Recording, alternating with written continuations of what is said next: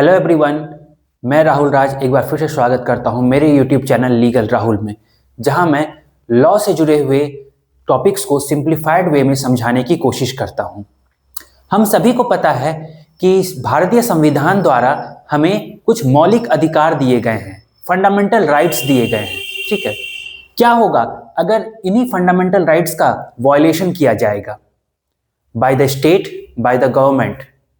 ठीक है, तो अगर फंडामेंटल राइट्स का कभी भी वायलेशन होता है या कोई भी पुलिस ऑफिसर या गवर्नमेंट ऑफिसर, यहां तक कि कोर्ट भी अपनी ड्यूटी परफॉर्म करने से मना कर देती है, तो हमें कुछ स्पेसिफिक रेमेडीज दिए गए हैं बाय द इंडियन कॉन्स्टिट्यूशन, जिन्हें हम कहते हैं रिट्स या writ petition.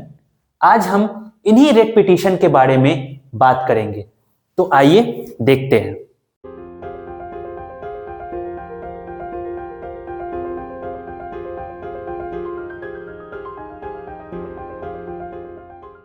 Doctor B R. Ambedkar ने आर्टिकल 32 को, जहां रिट पिटीशन के बारे में बताया गया है, उसको संविधान की आत्मा कहा था। मतलब कि वह सोल है of the Indian constitution. Writ जो है 5 प्रकार के बताए गए हैं हमारे इंडियन कॉन्स्टिट्यूशन में। ठीक है, आर्टिकल 32 में हाईकोर्ट में रिट पिटीशन दायर करने के बारे में बताया गया है और आर्टिकल 226 में सुप्रीम कोर्ट में रिट पिटीशन दायर करने के बारे में बताया गया है। मतलब ये रिट पिटीशन या तो हाई कोर्ट में या सुप्रीम कोर्ट में दायर किए जाते हैं। रिट पिटीशन एक प्रकार का स्पेसिफिक कमांड होता है by the higher courts to the government authorities और टू एनी लोअर कोर्ट। ठीक है, तो ये एक स्पेसिफिक कमांड है by the higher court, either supreme court और हाई कोर्ट, और ये 5 प्रकार के होते हैं। पहला जो रिट पिटीशन हम देखने वाले हैं that is writ of habeas corpus. ठीक है, जिसे हम बंदी प्रत्यक्षीकरण भी हिंदी में कहते हैं, रिट ऑफ हेबियस कॉर्पस। तो रिट ऑफ हेबियस कॉर्पस क्या है?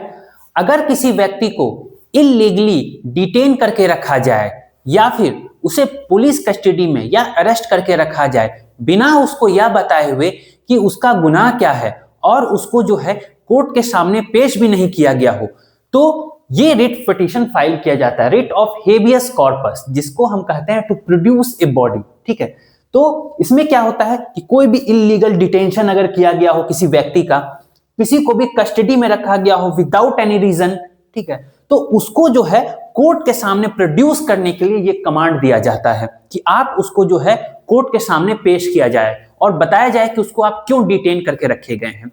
यह जो है पीड़ित व्यक्ति के किसी फ्रेंड के द्वारा, किसी रिलेटिव के द्वारा या कोई भी व्यक्ति उसको सामने प्रस्तुत करने के लिए वो ये रिट पिटीशन फाइल कर सकता है। This is writ petition of habeas corpus. दूसरा जो रिट पिटीशन है that is writ petition of mandamus. ठीक है, ये कब फाइल किया जाता है? अगर कोई भी पुलिस ऑफिसर या गवर्नमेंट ऑफिसर या लोअर कोर्ट अपनी ड्यूटी परफॉर्म करने से मना कर देता है या अपनी ड्यूटी परफॉर्म नहीं करता है, तब हम ये writ petition that is mandamus file करते हैं। इसमें क्या होता है, हायर कोर्ट जो है, जो अपने नीचे सबऑर्डिनेट कोर्ट्स को या ऑफिसर्स को जो है कमांड देती है कि दैट आप अपनी ड्यूटी, पब्लिक ड्यूटी परफॉर्म कीजिए। ठीक है, जो आपको करनी चाहिए थी towards the public, towards the society, वो आप नहीं कर रहे हैं क्योंकि वो आपकी पब्लिक ड्यूटी है। मैंडमस फाइल किया जाता है। Any police officer, government officer और lower court deny to perform their duty। ठीक है, तो ये हमेशा directed by the high court रहता है। अब देखते हैं third type of writ petition. Third type का जो रिट पिटीशन है that is petition of prohibition. ठीक है, पिटीशन ऑफ प्रोहिबिशन, यह एक प्रकार का प्रिवेंटिव रेमेडी है। क्यों प्रिवेंटिव रेमेडी है, हम लोग देखते हैं। जब भी कोई भी लोअर कोर्ट या ट्रिब्यूनल कोई ऐसा केस हियर करता है, कोई ऐसा केस में सुनवाई करता है, ठीक है, जो कि उसके जुरिडिक्शन में नहीं आता है, बियॉन्ड देयर जुरिडिक्शन, अगर उसके जुरिडिक्शन से बाहर का है, उसके क्षेत्र से बाहर का है, उसके अधिकार क्षेत्र से बाहर का है, तो हम लोग ये रिट पिटीशन, क्योंकि इसका नाम ही है पिटीशन ऑफ प्रोहिबिशन, हम लोग प्रोहिबिट करते हैं, रोकते हैं उसको अपने अधिकार क्षेत्र से बाहर जाकर के काम करने के लिए, तब जाकर के ये writ petition of prohibition file किया जाता है, जहां पर कि हायर कोर्ट अपने लोअर कोर्ट्स एंड ट्रिब्यूनल्स को रोकता है कि रुक जाइए, आप ये केस की हियरिंग नहीं कर सकते हैं क्योंकि ये आपके अधिकार क्षेत्र से बाहर आता है। एग्जाम्पल के तौर पर अगर कोई डिस्ट्रिक्ट कोर्ट में ऐसी केस की हियरिंग हो रही है जिसका जुडिक्शन सिर्फ हाई कोर्ट के पास है, तो हाई कोर्ट जो है उसे ऑर्डर देगी कि आप इस केस की हियरिंग नहीं कर सकते हैं और ये मेरे कोर्ट में ट्रांसफर कीजिए, ठीक है। और सबसे लास्ट में इसको याद रखने वाली क्या बात है कि this is only for courts, यह रिट पिटीशन सिर्फ कोर्ट्स के लिए काम करता है। अगला जो रिट पिटीशन है that is writ petition of certiorari, ठीक है, writ petition of certiorari, CERPIORARI, certiorari. ये एक प्रकार का क्योर रेमेडी कहा जाता है। क्यों कहा जाता है क्योर रेमेडी? क्योंकि मान लेते हैं कि आपने जो प्रिवेंटिव रेमेडी था उसको नहीं अपनाया या किसी वजह से वह जो है नहीं हो पाया, और अगर किसी कोर्ट ने बियॉन्ड द जुडिक्शन जा करके हियरिंग भी कर लिया और फैसला भी सुना दिया, तब प्रिवेंटिव रेमेडी तो हो नहीं पाया, अब क्योर काम करेगा। वहां पर आता है ये रिट पिटीशन, इसीलिए इसको क्योर रेमेडी कहते हैं। इफ एनी लोअर कोर्ट और tribunal gives decision out of the जुडिक्शन, पहला जो इसमें मेन एसेंशियल है कि यह अपने जुडिक्शन से बाहर जाकर के काम किया है और डिसीजन भी दे दिया है।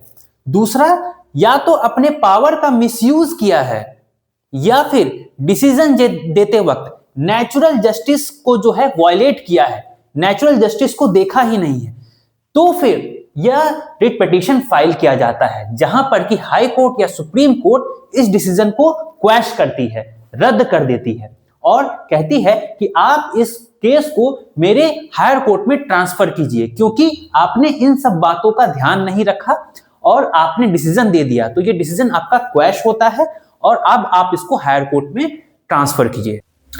लास्ट जो पांचवा रिट पिटीशन है that is writ petition of quo warranto, जिसको हम लोग कहते हैं बाय व्हाट अथॉरिटी।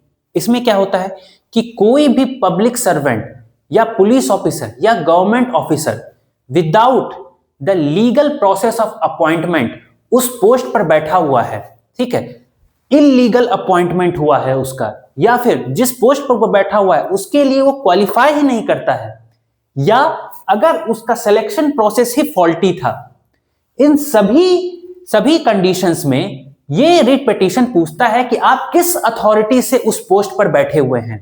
और जब ये रिट पिटीशन फाइल होता है तो अगर वो साबित नहीं कर पाया कि वो उस पोस्ट के लिए एलिजिबल था और उसका सारा प्रोसेस लीगल था, तो उसको तुरंत उस पोस्ट से हटाया जाता है और हटने का ऑर्डर दिया जाता है। ध्यान रखने वाली बात यह है कि ये जो रिट पिटीशन है ये सिर्फ गवर्नमेंट पोस्ट पर पब्लिक सर्वेंट के लिए ही अप्लाई होता है, ठीक है। ये कोई प्राइवेट सर्वेंट या प्राइवेट कंपनीज के लिए ये अप्लाई नहीं होता है, प्राइवेट जॉब्स के लिए ये अप्लाई नहीं हो सकता है। ये सभी रिट पिटीशन याद रखने का एक आसान फॉर्मूला मैं बताता हूं।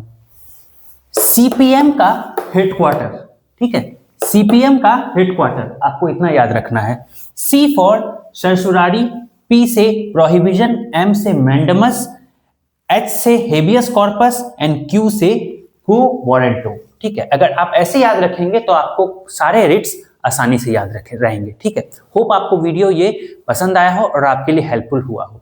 मिलते हैं अनदर वीडियो में।